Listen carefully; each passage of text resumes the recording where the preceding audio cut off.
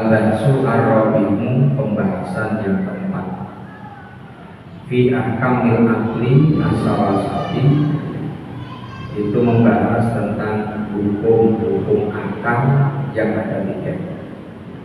Wahya dan dianya al-wujudu pertama wajib, wal istihalah yang kedua muhal, wal jawazu kemudian yang ketiga jawaz atau jaiz.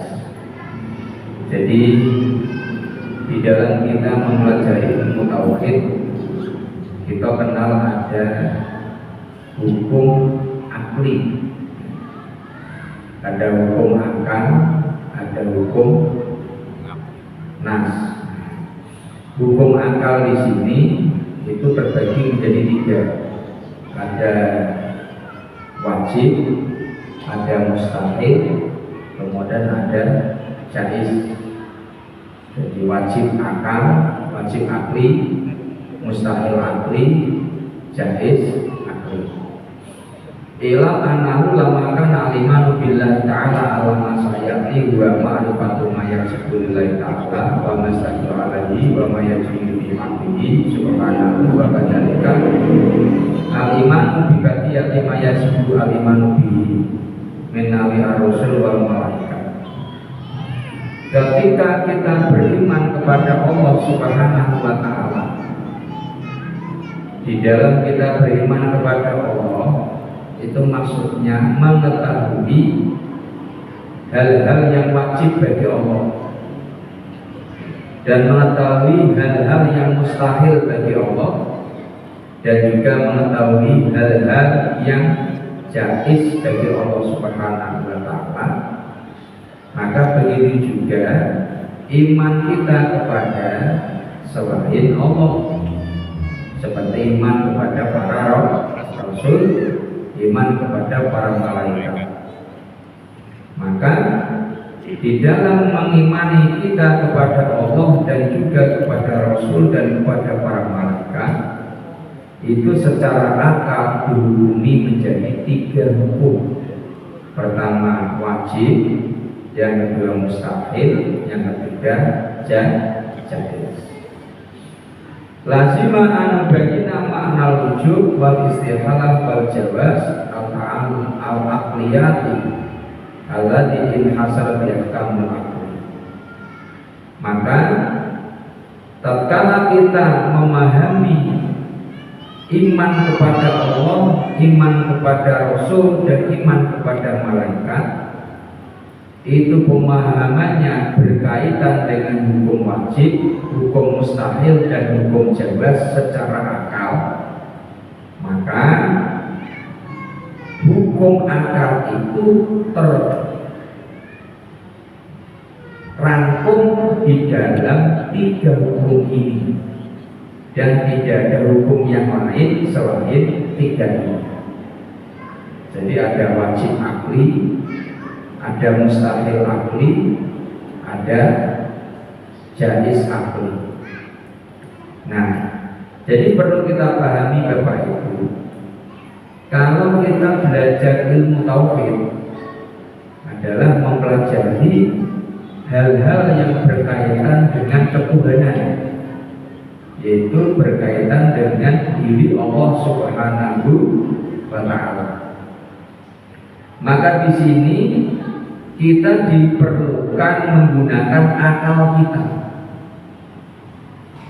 agar akal kita mau berpikir tentang hal-hal yang berkaitan dengan Allah Subhanahu wa ta'ala, yang endingnya akan membuat keimanan kita kepada Allah itu semakin mantap. Dipersilakan kita untuk berpikir secara akal. Nah, kemudian yang pertama kita pahami ada wajib akli. Apa wajib akli itu? Bahwa udmu hubulil intifah. Secara akal itu tidak menerima tidak ada. Berarti kalau akal mengatakan pasti ada, ya, itu dihukumi wajib. Ya. Wasai'u allati la yang berintifat yuqallu al-wajib al-aqli. Sesuatu yang tidak menerima tidak ada, maka dihukumi wajib akli. Berarti secara akal itu pasti ada dan tidak mungkin tidak ada. Misaluhu, kemudian contohnya qaulul wahid nisful isnaini. Adanya angka 1 itu separuh dari dua. Kira-kira akal kita nerima enggak? Kalau 1 itu separuhnya 2. 2 dibagi jadi 2, maka jatuhnya 1.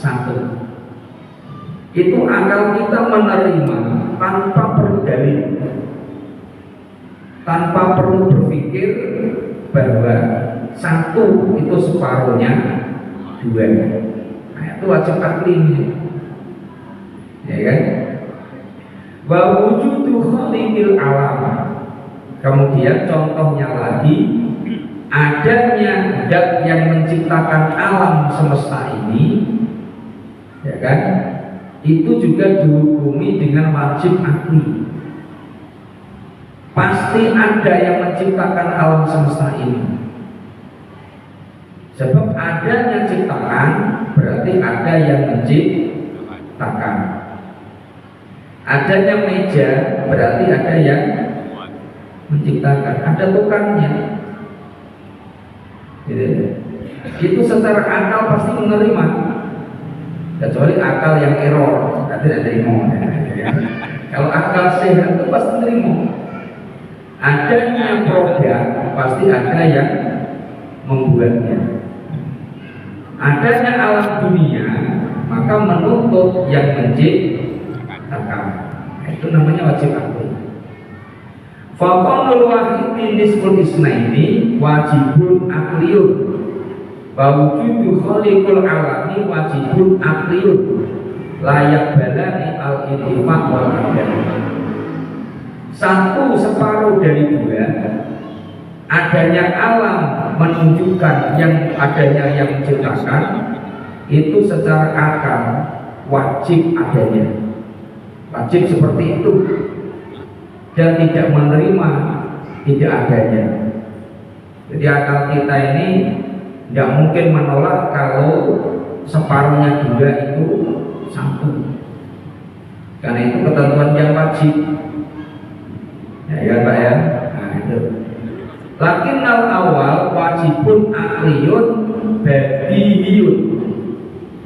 Nah, contoh 1 ya, itu adalah separuhnya 2, itu dikatakan wajib akli yang pasti. Layak tajilah dalilin, yang tidak butuh lagi pada dalil. Siapapun orang itu pasti menerima. Itu berarti kebenaran yang absolut, ya Pak.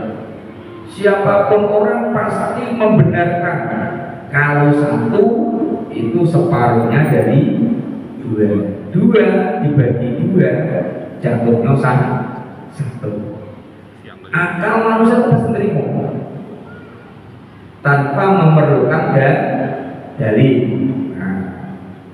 Wasani wajibun akliyun nadoriyun yahtaju ila dalil. Nah, kalau adanya alam menunjukkan adanya yang menciptakan, itu dikatakan wajib akli yang nadori, perlu diangan-angan dan perlu dianalisa, yang membutuhkan dalil.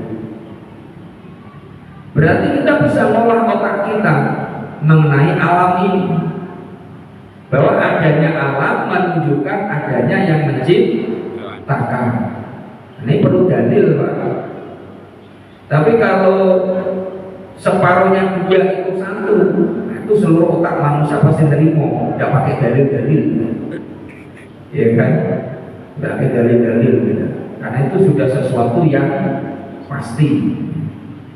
Nah, kalau adanya alam menunjukkan adanya yang menciptakan, itu dikatakan wajib akli, namun yang perlu analisa, perlu dianalisa, perlu adanya dalil. Perlu dalil, Pak. Dalil naklinya harus ada. Gitu ya. Tapi kalau Bapak nak nyari di Quran, kalau satu itu separuhnya dua, ya tidak akan ketemu. Karena itu sudah pas, barang pasti. Tapi kalau Bapak nyari di Quran, kalau alam dunia ini Allah yang menciptakan, pasti ada. Ya kan? Walladzi khalaqas samawati wal ardh. Itu dalilnya. Nah, maka akal kita menerima itu karena adanya dalil. Tapi kalau separuhnya dua itu satu, akal kita bisa menerima walaupun tanpa dalil. Wa amal istihalatu faya kudumu kubuli subut. Kalau mustahil secara akli, itu akal kita tidak menerima adanya. Dipaksa bagaimanapun, akal kita tidak terima kalau itu aku, kalau itu terjadi. Itu berarti mustahil. Wasai'u alladzi layak baru subut, sesuatu yang tidak menerima ketetapannya itu dikatakan mustahil akli dan juga dinamakan muhal. Kalau akal kita mengatakan tidak mungkin itu ada, berarti itu namanya mustahil. Kalau dalam dunia ilmu tauhid, misalnya kemudian contohnya qaulus salasati nisful asroti. Contohnya angka 3 itu separuhnya 10. Ya. Kalau kita bilang 3 itu separuhnya 10, akal manusia dimanapun tidak akan menerima, kecuali akal yang error. Nah, itulah namanya mustahil. Secara akal mustahil kalau 3 itu jadi separuhnya 10. Karena kalau 10 itu separuhnya 5, bukan 3. Jadi akal kita tidak membenarkan, akal kita tidak menetapkan. Nah, sesuatu yang tidak mungkin tetap atau akal tidak menerima itu ditetapkan, itu dinamakan mustahil. Wa wujudu syariqi li khaliqil alami. Contoh lagi, adanya teman yang menciptakan alam ini. Tidak mungkin alam dunia ini diciptakan oleh dua Tuhan. Yang diciptakan Allah dan kawannya, tidak mungkin. Secara akal itu tidak terima, Pak. Kalau alam dunia ini diciptakan oleh dua Tuhan. Sebab kalau sampai diciptakan dua Tuhan, akal kita tidak terima bagaimana? Tuhan yang satu pengen hujan, yang satu pengen terang, tidak jadi. Yang satu pengen malam, yang satu pengen siang, dia tidak ketemu. Secara akal itu tidak masuk. Itu dikatakan mustahil. Faqanu salah satu nisful asrati mustahilun akliyun. Maka 3 separuhnya 10 itu mustahil secara akal. Wa wujudu syariqi li khaliqil alam mustahilun wa muhalun akliyun. Adanya Tuhan dua yang menciptakan alam semesta ini juga dikatakan mustahil dan muhal secara akal. Lakin awal mustahilun akliyun badiyun. Namun contoh yang pertama ini dikatakan mustahil yang baku layak taju ila dalilin, tidak perlu membutuhkan dalil. Dimanapun kita berada, berbicara dengan siapapun, kalau kita ngomong 3 itu separuhnya 10, pasti akalnya tidak terima, tidak perlu dalil. Karena itu mustahil yang pasti, yang baku. Ya kecuali tadi saya katakan kalau otaknya nah itu tidak bisa terima, ya kan? Akal yang sehat pasti tidak akan menerima, pasti menolak kalau 3 separuhnya 10. Sebab separuhnya 10 itu 5 bukan 3. Gitu. Nah ini makanya akal pasti langsung terima, tidak perlu dalil lagi. Tapi kalau yang kedua, mustahilun akliyun nadhariyun yakaju ila dalil. Kalau alam dunia ini diciptakan oleh 2 Tuhan, itu akal kita pasti menolak, itu mustahil. Namun memerlukan analisis lagi, memerlukan pendalaman lagi. Bahasa kasar itu ionia gitu. Kalau dunia ini diciptakan 2 Tuhan itu tidak mungkin. Lagi 3 ya. Maka dikaji Pak. Logikanya begitu bicara, logikanya kalau dunia ini yang menciptakan itu 2 Tuhan akan kacau. Itulah yang namanya dalil. Nah, gitu. Nah ini penting Pak kita memahami itu. Ya, memahami itu karena kita dianjurkan untuk berpikir menggunakan akal kita biar kita bisa lebih mengenal Tuhan kita Allah Subhanahu wa Ta'ala. Sehingga kita dalam ibadah, dalam sholat itu tidak hanya sekedar rutinitas saja, tapi memang pakai akal yang sehat. Bahwa inilah perintah dari Nabi, kita wajib sholat, kita menjalankannya sesuai dengan ajarannya, kita laksanakan dengan akal yang sehat. Akal kita nerimo, gitu. Maka la ikraha fiddin, tidak ada paksaan dalam agama, ya kan? Bahasa kasarnya apa? Kita sendiri ya kemauan kita sendiri. Apa mau ya? Ya, yang tidak mau sholat ya terserah. Ya kita jamaah di sini kemauan siapa? Ya kemauan kita sendiri kan? Nah, karena kita punya perangkat yang diberikan oleh Allah Subhanahu wa Ta'ala berupa akal itulah, maka kita bisa membedakan mana yang benar, mana yang salah. Yang masuk di akal itu dikatakan akli, wajib akli. Yang mustahil menurut akal dikatakan mustahil akli. Nah, okay. Kemudian yang ketiga jawaz atau jaiz akli, bahwa qabul subuti wa intifa. Jadi kalau jaiz ini bukti-bukti bisa saja menerima ketetapannya, bisa saja tidak menerima keberadaannya atau ketetapannya. Itu baru jaiz gitu. Contohnya seperti apa? Nih, waladi wasaitu alladzi la yaqbalu subut wal intifa yuqalu al jaiz al aqli. Sesuatu yang menerima bila ditetapkan dan menerima juga bila ditiadakan itu dikatakan jaiz aqli. Contohnya ya, misalnya safar Zaidin. Contohnya seperti bepergiannya Zaid. Contoh, kita dikabari, oh Pak RT pergi ke Jakarta, ya kan? Ada yang ngomong Pak RT pergi ke Jakarta. Akal kita meresponnya juga dua sisi. Bisa saja berita itu benar, bisa saja tidak. Itu dikatakan jaiz akli.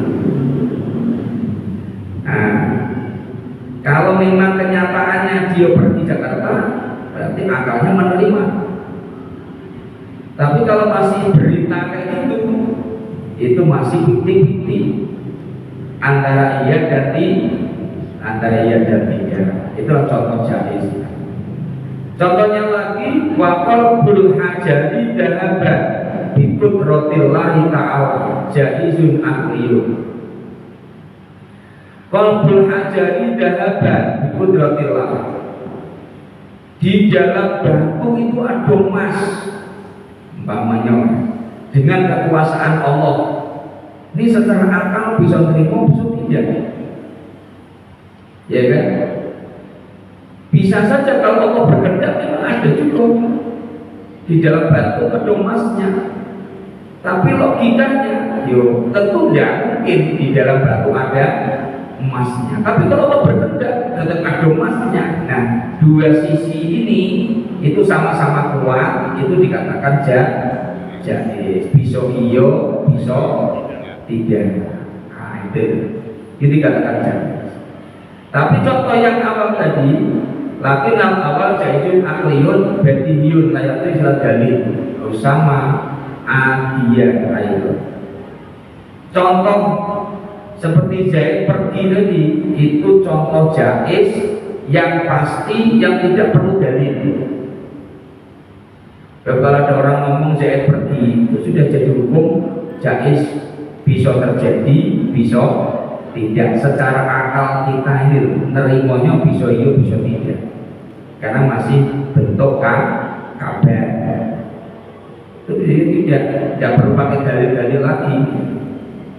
Nah, itu dikatakan kebiasaan. Makanya di sini dikatakan sama adian, kebiasaan. Nah, biasanya memang ke Jakarta, tapi hari itu belum ada kepastian, maka tetap dikatakan jais, ya kan? Nah, bimakna anahu yasluhu fil adati wa yastagribu al-uqul. Nah, dengan mana apa? Menurut kebiasaan bisa saja memang benar-benar jais itu pergi, namun bisa saja juga tidak. Nah, contoh Bapak biasanya pergi ke pasar baru namanya. Hari itu orang ngomong, oh dia pergi ke pasar baru. Itu kalau menurut hukum akal itu masih dikatakan jais. Bisa benar-benar pergi, namun bisa juga tidak. Gitu. Itu dikatakan hukum kebiasaan. Nah, karena akal kita tuh masih juga sabar. Kalau memang tidak pergi, ya akal kita terima. Kalau memang benar-benar dia pergi, ya akal kita juga menerima. Nah, itu maksudnya. Kemudian yang kedua, jaizun akun ghairi badilun yang subuh jawabila dalilin sama ghairi arti. Nah, di mana anahu yang dulu fil adat atau anahu lam yakokotu. Kalau contoh yang kedua tadi, di dalam batu itu ada emasnya, itu akal kita masih bisa terima, masih juga tidak. Nerimanya kalau memang Allah mentakdirkan bisa saja terjadi. Tapi kalau kebiasaannya yang ada, iya kan? Biasanya tidak ada di dalam batu itu ada emasnya. Berarti masih lebih dikatakan jais akli, namun membutuhkan dalil. Ya, dalilnya bagaimana? Yaitu sesuatu yang langka terjadinya. Sesuatu yang langka kalau di dalam batu itu pasti ada emasnya, gitu. Maka itu memerlukan pemusatan akal yang sempurna di dalam memenuhi ketentuan yang sebenarnya. Maksudnya kita harus berpikirnya secara penuh, apakah benar-benar di dalam batu itu ada emasnya atau tidak, gitu. Maka di sini dikatakan jais akli, namun yang memerlukan dalil. Mana wujud memerlukan dalilnya? Karena biasanya itu sesuatu yang langka akan terjadinya. Namun kalau Allah berkehendak bisa saja terjadi di dalam batu ada emasnya. Nah, gitu. Jadi di sini ini nanti kalau kita sudah memahami ini Pak, nanti kita kaitkan dengan sifat 20 tadi. Jadi ini harus dipahami dulu. Kalau ini nanti paham, nanti pembahasan ke sifat 20 akan mudah kita terimanya. Tapi kalau ini aja tidak paham, ya payah dengan sifat 20 itu, ya kan? Nah, gitu. Walakin ida bahasa anu bidalili ujida anahu jajar rujui walasa musafirul rujuk. Tapi kalau kita bahas pakai dalil bahwa Allah itu maha kuasa, bisa saja terjadi di dalam batu itu ada emasnya. Itu dikatakan jaiz, ya kan? Maka perlu memfokuskan pikiran untuk menganalisa kejadian yang sebenarnya. Itu dikatakan jaiznya, kan? Wa bisa lu ikilabul aso subhanan. Contoh lagi, berubahnya tongkat menjadi ular.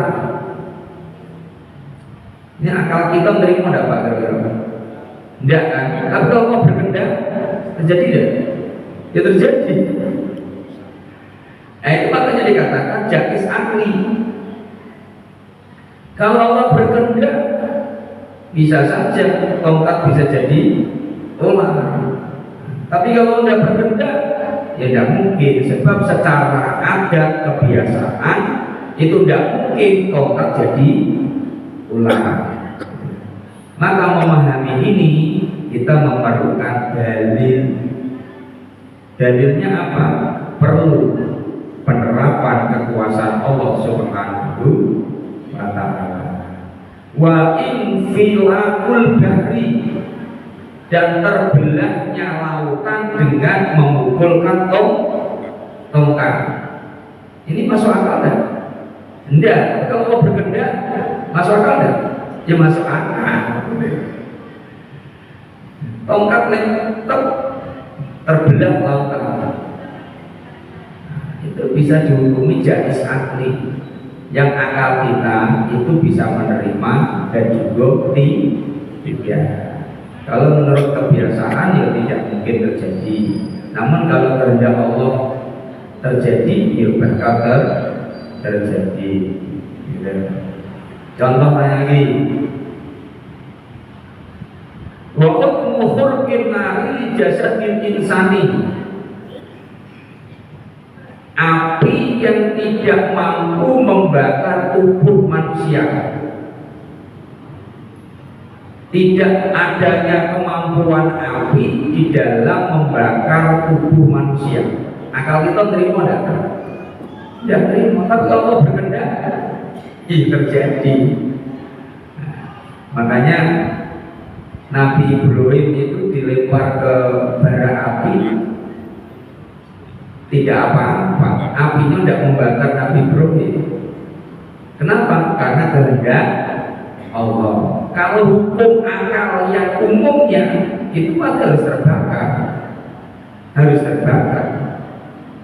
Tapi karena kehendak Allah mengatakan Nabi Ibrahim selamat, ya yang terjadi ya, api itu tidak punya kekuasaan untuk membakar tubuh manusia. Itulah dikatakan jaiz tadi. Tergantung, ya.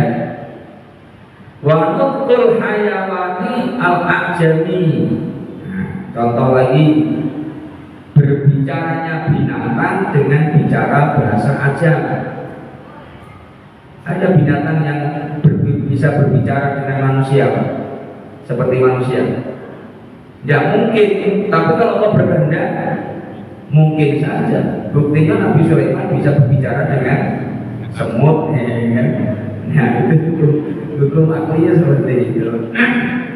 Ya, fa inna hadhil asya wa in kana quluwa ghairu hadid lakin idza buhisa anha bidalili wujida anha jaizatul hukum. Nah, walaupun yang saya contohkan tadi itu menurut kebiasaan tidak mungkin terjadi, namun kalau kita bahas pakai dalil, ya kan, seperti karena kodratnya Allah, karena ujian dari para nabi itu semua akan terjadi dan mungkin saja akan terjadi. Itulah dinamakan hukum jaiz akli. Wadakhilatun tahta tasarrufi qudrati mujidil alami subhanahu wa ta'ala. Maka itu semua berada di bawah kemampuan pergerakan kekuasaan Allah subhanahu wa ta'ala. Wa inna ida qotokna an-nadru anil ada lam takun am saluhadil asyai bi'al babin khaliqin nasi.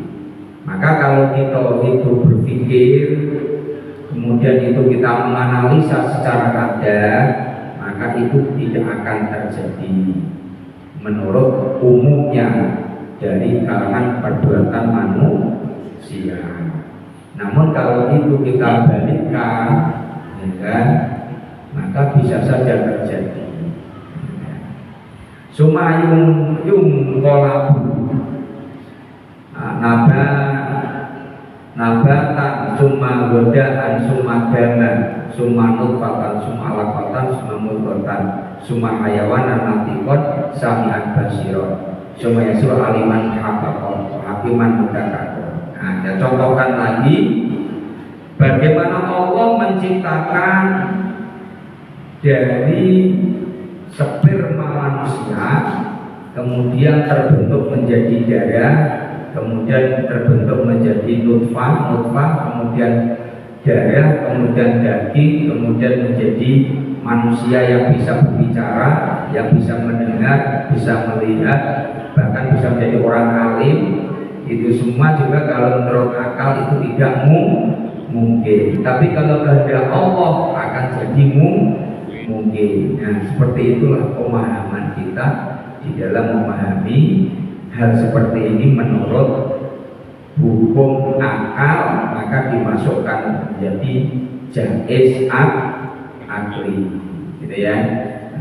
Walau ada tulakan mi'agrobil goroib indah. Seandainya kita mengkaji secara kebiasaan, maka itu akan terjadi sesuatu yang paling aneh menurut akal manusia. Kalau kita pikir pakai akal kita, itu kejadian yang sangat aneh dan tidak mungkin terjadi.